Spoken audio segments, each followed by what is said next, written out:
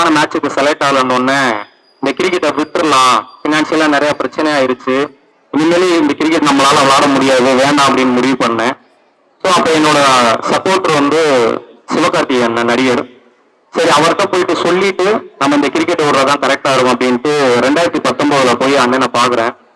என்னைய என் மேல நிறைய நம்பிக்கை வச்சு என்னை இந்த கேமுக்கு அனுப்பிச்சீங்கன்னு, ஆனா என்னால செலக்ட் ஆக முடியல, இதுல ஒரு முக்கியமான பாலிடிக்ஸ் நடந்துருச்சு, நான் வந்து கிரிக்கெட்ல இருந்து ஒதுங்கிக்கிறேன், ஏதாவது வேலை பார்த்துக்கிறேன் அப்படின்னு சொல்லி அண்ணன்ட்ட சொல்றேன்.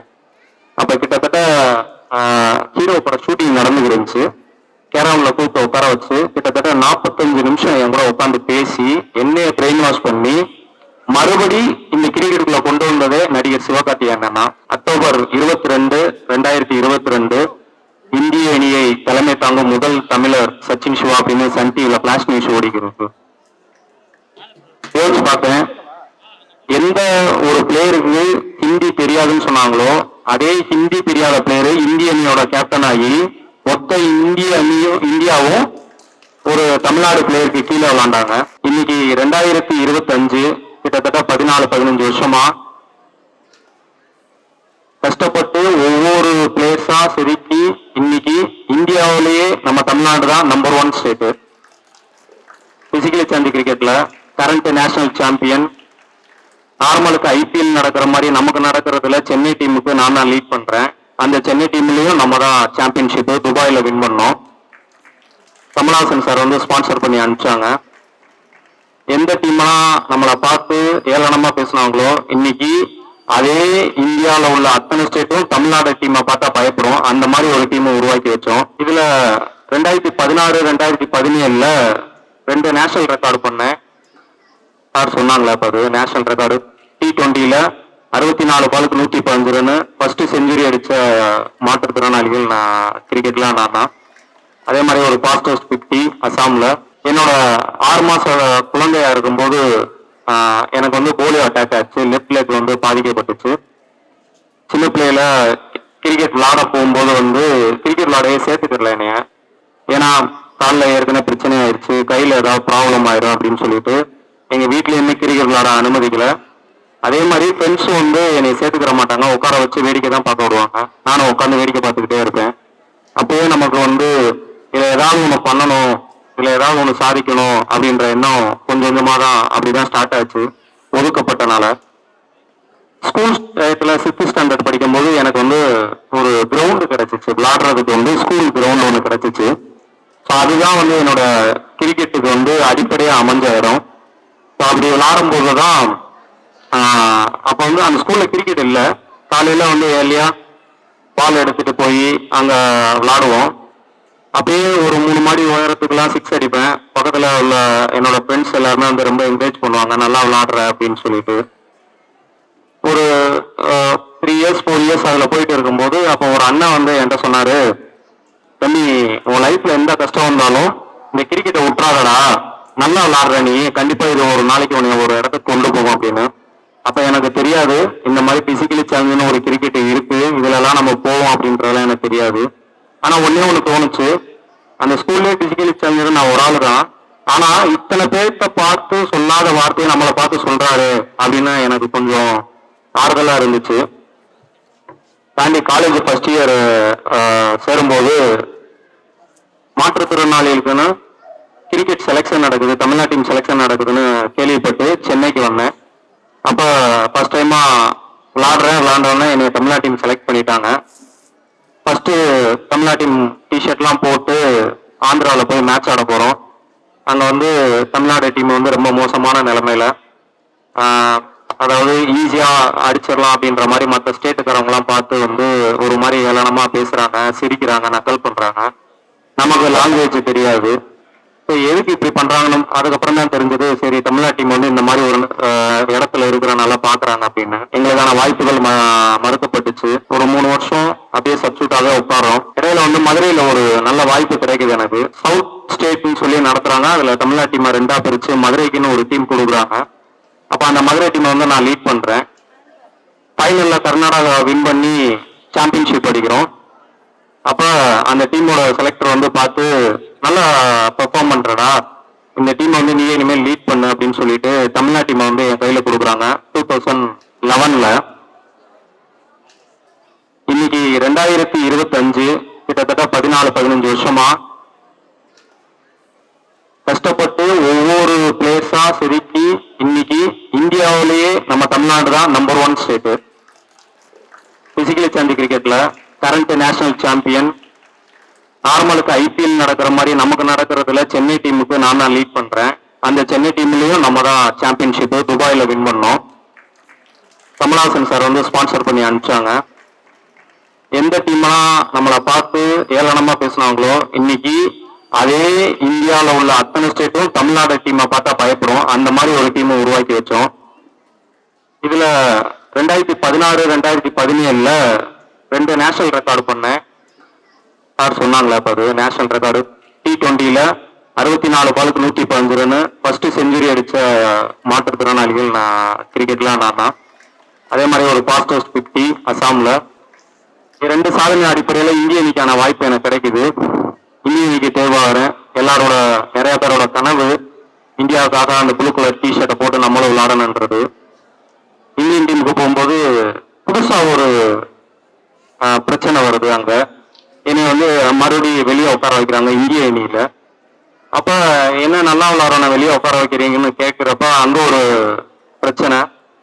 இல்ல இவனுக்கு ஹிந்தி தெரியாது, அதனால டீமுக்குள்ள கோஆர்டினேஷன் இருக்காது, அதனால வெளியே உட்காரட்டும் சொல்லி கேப்டன் வந்து கம்ப்ளைண்ட் பண்றாரு. எனக்கு அப்ப புரியல. விளையாட்டுக்கு தேவை திறமை தானே தவிர்த்து லாங்குவேஜ் கிடையாது. இதை வந்து இப்படி சொல்றாங்களே அப்படின்னு. சரி இதையும் உடைப்போம் ஒரு நாள் அப்படின்னு சொல்லிட்டு எனக்கான சரியான வாய்ப்புக்காக காத்துட்டு இருக்கிறேன். தொடர்ந்து விளையாண்டுட்டு இருக்கும்போது இந்திய அணிக்கு நிறைய சாதனைகள் செஞ்சு இந்திய அணியில பெர்மனண்டான ஒரு இடத்துக்கு வரேன். அக்டோபர் 22, 2022 இந்திய அணியை தலைமை தாங்கும் முதல் தமிழர் சச்சின் சிவா அப்படின்னு சன் டிவில பிளாஷ் நியூஸ் ஓடிக்கிறது. யோசிச்சு பார்த்தேன், எந்த ஒரு பிளேயருக்கு ஹிந்தி தெரியாதுன்னு சொன்னாங்களோ அதே ஹிந்தி தெரியாத பிளேயரு இந்திய அணியோட கேப்டன் ஆகி மொத்த இந்தியாவும் ஒரு தமிழ்நாடு பிளேயருக்கு கீழே விளையாண்டாங்க. அங்கதான் அது உடஞ்சிச்சு. திறமைக்கு முக்கியம், விளையாட்டுக்கு முக்கியம் திறமை தானே தவிர மொழி கிடையாது அப்படின்ற விஷயத்த அந்த இடத்துல உடைச்சு தொடர்ந்து 2016 ஒரு 5 வருஷம் இந்திய அணிக்கு ஒரே ஆள விளையாண்டுக்கிறவனை தாண்டி இன்னைக்கு தமிழ்நாட்டுல இருந்து கிட்டத்தட்ட 9 பிளேயரு இந்திய அணிக்காக விளையாண்டுக்கு இருக்காங்க. அவ்வளவு பேர் செலக்ட் ஆயிருக்கிறாங்க. அங்கதான் வந்து நம்மளோட பிளேயர்ஸோட ஒவ்வொரு டேலண்டையும் நம்ம எடுத்து சொல்ல முடிஞ்சிச்சு. தலைமை பண்பு ஒண்ணு கிடைச்சதுக்கு அப்புறம் இவன் விளையாடுவான் இதை பாருங்கன்னு சொல்லி இன்னைக்கு இவ்வளவு பிளேயர்ஸ் வந்து நம்ம இந்திய அணியில விளையாட வச்சோம். இந்த ஸ்ட்ரகிள்ல இடையில 2019 எனக்கு ஒரு மிகப்பெரிய ஒரு அந்த கிரிக்கெட் கெரியருக்கே ஒரு ஸ்ட்ரகிள் ஏற்பட்டுச்சு.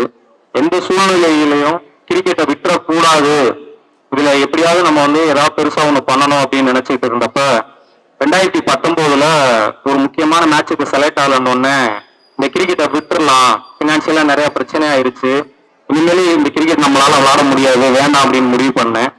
ஸோ அப்ப என்னோட சப்போர்ட்டர் வந்து சிவகார்த்திகேயன் நடிகர். சரி அவர்கிட்ட போயிட்டு சொல்லிட்டு நம்ம இந்த கிரிக்கெட் விடுறதான் கரெக்டா இருக்கும் அப்படின்ட்டு 2019 போய் அண்ணனை பாக்குறேன். என் மேல நிறைய நம்பிக்கை வச்சு என்னை இந்த கேமுக்கு அனுப்பிச்சீங்கன்னு, ஆனா என்னால செலக்ட் ஆக முடியல, இதுல ஒரு முக்கியமான பாலிடிக்ஸ் நடந்துருச்சு, நான் வந்து கிரிக்கெட்ல இருந்து ஒதுங்கிக்கிறேன், ஏதாவது வேலை பார்த்துக்கிறேன் அப்படின்னு சொல்லி அண்ணன்ட்ட சொல்றேன். அப்ப கிட்டத்தட்ட ஹீரோ பட ஷூட்டிங் நடந்துட்டு இருந்துச்சு. கேரம்ல கூப்பிட்டு உட்கார வச்சு கிட்டத்தட்ட 45 நிமிஷம் என் கூட உட்காந்து பேசி என்னைய பிரெயின் வாஷ் பண்ணி மறுபடி இந்த கிரிக்கெட்டுக்குள்ள கொண்டு வந்ததே நடிகர் சிவகார்த்திகேயன் அண்ணா. அந்த இடத்துல வேணாம் அப்படின்னு சொல்லிட்டு ஒதுங்கி இருந்தேன்னா அவர் சரின்னு சொல்லியிருந்தாருன்னா கிட்டத்தட்ட அன்னியோட என்னோட கெரியரே முடிஞ்சிருக்கும். இந்த மாதிரி இடத்துக்கெல்லாம் நான் வந்திருக்கவே மாட்டேன். அன்னைக்கு சொல்லி சப்போர்ட் பண்றேன்னு சொல்லி கிட்டத்தட்ட ஒரு வருஷத்துக்கு உங்களுக்கு வந்து நான் சப்போர்ட் பண்றேன், சேலரி தரேன்னு சொல்லி மந்த்லி சேலரி தரேன்டாரு. இன்னைக்கு 2025 கிட்டத்தட்ட 6 வருஷமா இன்னி வரைய மந்த்லி என் கைக்கு சேலரி போட்டு என்னையும் என் ஃபேமிலியும் பார்த்து கொடுத்தாரு அண்ணன்.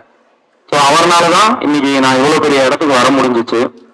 அப்ப எனக்கு ஒரே ஒரு விஷயம் நான் வந்துச்சு, ஒரு விஷயத்த உண்மையா நேர்மையா நியாயமா பண்ணோம் அப்படின்னா நம்மளே அதை விட்டுட்டு போகணும்னு நினைச்சாலும் அதை நம்மளை விடாது, கண்டிப்பா அது ஒரு நாள் நம்மளை காப்பாற்றும் அப்படின்ற நம்பிக்கை வந்துச்சு. என்னைக்குமே நான் ஸ்டூடெண்ட்ஸ்க்காக தான் சொல்லுவேன், எந்த ஒரு விஷயத்த பண்றா இருந்தாலும் உண்மையா பண்ணுங்க, நேர்மையா பண்ணுங்க. நீங்க அதை விடணும்னு நினைச்சாலும் அந்த உண்மையும் நேர்மையும் உங்களோட உழைப்பும் கடின உழைப்பும் அதை உங்களை விடாது, கண்டிப்பா ஒரு நாள் மிகப்பெரிய உயரத்துக்கு உங்களை கொண்டு வந்து வைக்கும் அப்படின்றதா. இன்னைக்கும் அதான் சொல்றேன். ஆக்சுவலா இந்த செஸ் டோர்னமெண்ட்டுக்கும் எனக்கு எந்த சம்பந்தமும் இல்லை. ஏன்னா நான் பார்க்காத ஒரு ஃபீல்டு, எனக்கு அவ்வளவுதான் கொஞ்சம் விளாட தெரியும் அவ்வளவுதான். ஆனா இங்க உள்ள குழந்தைகளுக்கு நடக்குது, குழந்தைகளுக்கான விஷயம்ன்ற உடனே தான் நான் ஓகே நான் வரேன், கண்டிப்பா வரேன் அப்படின்னேன். எப்பவுமே நான் ஸ்டூடெண்ட்ஸ் தான் சொல்லுவேன், உங்க லைஃப்ல ஒரே ஒரு விஷயத்த மட்டும் மைண்ட்ல வச்சுக்கோங்க. என்னைக்காவது ஒரு நாள் இதே மாதிரி ஒரு ஸ்டேஜ்ல நானும் சீஃப் கெஸ்டா வந்து நிக்கணும்ன்றத மட்டும் மைண்ட்ல வச்சுக்கோங்க. நீங்க எந்த துறைனாலும் சரி கண்டிப்பா ஜெயிச்சிருவீங்க. அதை மட்டும் ஆள் மனசுல வச்சுக்கோங்க, கண்டிப்பா உங்களால ஜெயிக்க முடியும். லைஃப்ல யாரு மிகப்பெரிய உயரத்துக்கு வருவானா ஒரே ஒரு விஷயம் தான், ஏன்னா அதிகமா அசிங்கப்படுறானோ, ஏன்னா அதிகமா அவமானப்படுறானோ, அதிகமான தோல்விகளை எவன் சந்திக்கிறானோ அவன் மட்டும்தான் லைஃப்ல சாதனையாளர் ஆக முடியும். எடுத்த உடனே ஜெயிச்சுட்டான் அப்படின்னா அவனால சாதனையாளர் ஆக முடியாது, வெற்றியாளராக ஆக முடியும். ஆனா அதிகமான தோல்விகளை எவன் பாக்குறானோ அவன் மட்டும்தான் சாதனையாளர் ஆக முடியும், இந்த மாதிரி இடத்துக்கு வந்து நிக்க முடியும். தோல்விகளை கண்டு மட்டும் தயவு செய்து தோன்று போகாதீங்க, அதுதான் நமக்கான படிக்கட்டு. நல்லா யோசிச்சு பாருங்க, 15 வருஷத்துக்கு முன்னாடி நான் கிரிக்கெட்டுக்குள்ள நுழையும் போதே சொன்னானுங்க, இந்த கிரிக்கெட் உனக்கு வேணா உன் லைஃபே வேஸ்டா போயிடணும். எங்க வீட்டுல சப்போர்ட் கிடையாது, எங்க அம்மா 18 பேட்டு 19 பேட்டு என் பேட்டை உடைச்சிருக்கிறாங்க. மீடியா சப்போர்ட் கிடையாது. இந்த மாதிரி ஒரு கிரிக்கெட் இருக்கிறது இங்க நிறைய பேருக்கு தெரியாது. ஆனா எல்லாத்தையும் உடைச்சு இல்லாத ஒரு விஷயத்த உருவாக்கி இன்னைக்கு இந்தியா இன்னைக்கு கேப்டன் ஆகி இந்த இடத்துல வந்து நின்றுக்கிறோம். இங்க வந்து இப்ப அவ்வளவு ஆப்பர்ச்சுனிட்டிஸ் இருக்குது, சோசியல் மீடியா சப்போர்ட் இருக்குது. இன்னைக்கு மீடியாவே தேவையில்லை, நமக்கு பேஸ்புக் இன்ஸ்டாகிராமே அதிகமா போகும். இப்பெல்லாம் என்னோட போஸ்ட் அதிகமா இன்ஸ்டாகிராம்ல மட்டும்தான் பண்றோம், இன்ஸ்டாகிராம் மட்டுமே எல்லாத்துக்குமே தெரியும். இவ்வளவு சப்போர்ட் இப்ப இருக்குது ஸ்டூடெண்ட்ஸ்க்கு மத்தியில. அதை எவ்வளவு தூரம் நம்ம வந்து முன்னாடி எடுத்துட்டு போறோம், எவ்வளவு தூரம் நம்ம வந்து அதை பயன்படுத்துறத முதற்கொண்டுதான் நமக்கான லைஃப் வரும். நல்ல ஆப்பர்ச்சுனிட்டியை பயன்படுத்துங்க. கண்டிப்பா இது உங்களுக்கு ஒரு மோட்டிவேஷனா இருக்கும், ஸ்டூடெண்ட்ஸுக்கு கண்டிப்பா பிடிச்சிருக்கும், பெற்றோர்களுக்கும். நான் உங்களோட குழந்தைகளுக்கு சொல்லுங்க, உங்களோட பிள்ளைகிட்ட இந்த மாதிரி எல்லாம் இருங்க, இந்த மாதிரிலாம் இருக்கு அப்படின்னு சொல்லி சொல்லுங்க.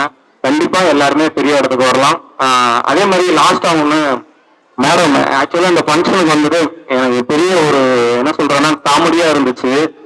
ஒரு கூப்பிட்டு இந்த மாதிரி அப்படின்னு சொன்னாங்க. நான் எனக்கு என்னன்னே புரியல. ஃபர்ஸ்ட் இன்ஸ்டாகிராம்ல பேசணுன்னே, அதுக்கப்புறம் பேசினாங்க.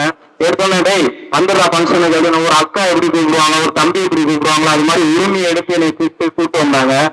எனக்கு ஒண்ணுமே புரியல, யாராவது எடுத்தாங்க நம்பர் எடுத்தாங்க, டேய் வந்துடுறா 2 மணி ஃபங்க்ஷன்ரா, அண்ணன்ட்ட பேசுறா, அண்ணன்ட்ட சொல்லிடுறா அப்படி இப்படின்னாங்க. நான் எதுவுமே சொல்லல.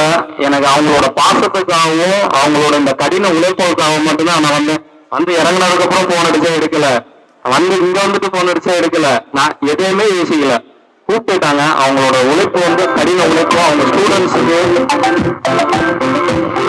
சத்தியமா ஏற்றவும் அடிக்கல. அவங்களோட கடின உழைப்புக்காகவும் அவங்களோட அந்த ஒரு இன்ட்ரெஸ்ட், ஒரு உரிமையோட பேசுற விஷயம் அதெல்லாம் வந்துட்டு நான் அதுக்கப்புறம் இங்க அவங்களோட ப்ரொஃபைல் ஒண்ணு படிச்சேன். எனக்கு அப்பதான் தெரிஞ்சு, நம்ம பண்ண சாதனை எல்லாம் ரொம்ப கம்மி போல, இதுக்கு மேல எல்லாம் நிறைய பேர் இருக்கிறாங்க, அவங்களே நம்மளை கூப்பிடுறாங்கன்னா அப்ப கண்டிப்பா அந்த இடத்துக்கு போய் நிக்கணும் அப்படின்னு. Thank you madam. எனக்கு என்னை விட நான் பேச முடிக்கிறேன், பேசுங்க. தேங்க்யூ. என்னை இங்க கூப்பிட்டதுக்கு நான் தான் தேங்க்ஸ் சொல்லணும். ஸோ உங்களுக்கு மிகப்பெரிய நன்றியை தெரிவிச்சுக்கிறேன். இந்த மாதிரி ஆக்சுவலா இன்னொரு விஷயம் சொல்ல மறந்துட்டேன். செஸ் கோச்சுன்னு சொன்னாங்க. நான் இந்தியா ஆடுற வரைக்கும் எனக்கான பயிற்சியாளரே யாருமே கிடையாது. அப்படிலாம் இருந்துச்சுன்னா முன்னாடியே நான் நிறைய இந்தியா அந்த மாதிரி எல்லாம் ஒரு சில வருஷத்துக்கு முன்னாடி ஆயிருப்பேன். நீங்க இவ்வளவு பெரிய மாஸ்டர்ஸ், இவ்வளவு பெரிய ஆப்பர்ச்சுனிட்டி எல்லாம் இருக்கும்போது கண்டிப்பா உங்களாலையும் பெரியார் ஆக முடியும். வாய்ப்புகளை சரியாக பயன்படுத்துங்கள். வாய்ப்பை யாரும் சரியா பயன்படுத்துறாங்களோ அவங்க மட்டும்தான் லைஃப்ல ஜெயிக்க முடியும் தெரிவிச்சுக்கிறேன்.